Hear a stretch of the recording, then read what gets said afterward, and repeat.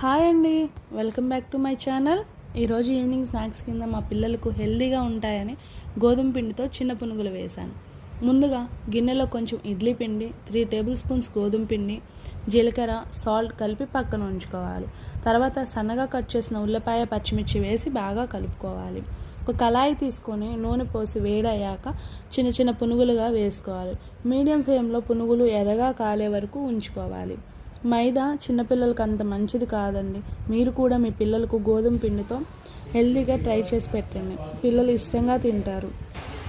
ఇలా ఎర్రగా కాలిన పునుగుల్ని పల్లి చట్నీ, అల్లం చట్నీతో సర్వ్ చేశాను. అల్లం చట్నీ కూడా నేను ఇంట్లో ఓన్గా చేసుకున్న రెసిపీనండి.